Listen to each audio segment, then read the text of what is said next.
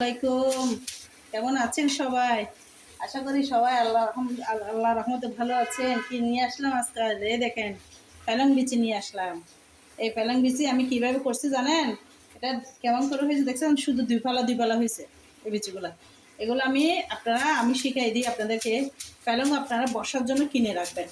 বর্ষাকালে কুমড়োর তরি দরকার না থাকলে পালংটা বের করে আপনি রান্না করতে পারবেন শুটকি দিয়ে, যে কোনো তারপরে আমি শাক দিয়েও রান্না করতে পারি।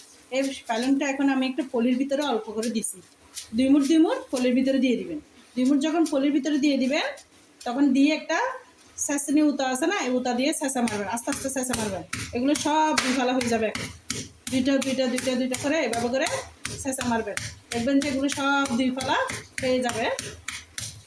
আপনাকে আমি ব্লেন্ডারে দিয়ে দিলাম। ব্লেন্ডারে শাকের গুঁড়া দিতে পারেন, কিন্তু ব্লেন্ডারে যখন আপনি দিবেন এটা গুঁড়ি হয়ে যাবে একটু। আমি বলতেছি, আমি আজকে যে প্যালেনটা করতেছি ভাবছি আপনাদের সাথে একটু শেয়ার করি, কারণ এটাতে একটু সবারও শিকার দরকার আছে। যদি আপনারা আমার থেকে অনেক এক্সপার্ট, তারপরেও আমি একটু আমারটা দেখালাম আর কি, আপনাদেরটাও একটু দেখাইন আমাকে। আপনারা কীভাবে করেন কমেন্টে জানাবেন। আর ভিডিওটা ভালো লাগলে লাইক কমেন্ট করে শেয়ার করে দিয়েন। এটা দেখছেন একদম দ্বিফলা দলে, এখানে কোনো পালং রয়ে গেছে না। দেখছেন অল্প অল্প করে আপনি এভাবে করবেন।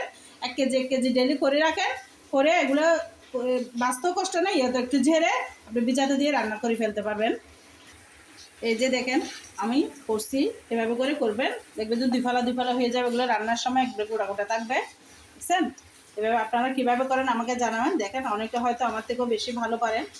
দেখছেন এভাবে করেন, করলে একদম এভাবে করে করবেন, তাহলে পালংগুলো খাওয়া যাবে। হ্যাঁ, এই তো রান্না বান্না, পালং ডালটা তো দেখলেন কীভাবে পালং সে করে ম্যাশ করে। এবার রান্না বান্না একটু লোট্টে মাছ রান্না করব।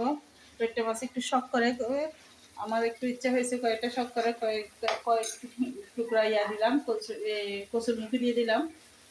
আসলে দেওয়াটা ঠিক না, লোট্টে মাছটা এমনি খেলে ঠিক আছে, কিন্তু তারপরেও আমার একটু খেতে ভালো লাগে, তো সেজন্য কাঁঠাল বিচি না হয় একটু কচুরমুখী এভাবে দিই আর কি। এই জন্য একটু কষিয়ে নিলাম। তা এরপরে এর মধ্যে আবার আজকে শুটকি দিয়ে কাঁঠাল বিচি আর কচুরমুখী, আবার এদিকে পালংটা পরিষ্কার করে নিলাম। এই যে দেখছেন আমার করা পেলাম কত পরিষ্কার হয়ে গেছে। পরিষ্কার করে নিয়ে কাঁকরোল দিয়ে রান্না করবো, আজকে বৃষ্টি পড়তেছে সেজন্য। এই তো মাশাআল্লাহ আমার রান্নাটা হয়ে গেল। পালং ডাল, কাঁঠাল বিচি, কচুরমুখী, কাঁকরোল, একটা বেগুন ছিল এটা দিলাম, দিয়ে শুটকি দিয়ে রান্না হয়ে গেল। এদিকে লইট্টা মাছটা হয়ে গেল, উপরে হলুদ পাতা ছিটে দিয়েছি দুই জায়গায়। এই যে কেমন হয়েছে সবাই কমেন্টে জানাবেন। আশা করি সবাই ভালো থাকবেন। আল্লাহ হাফেজ।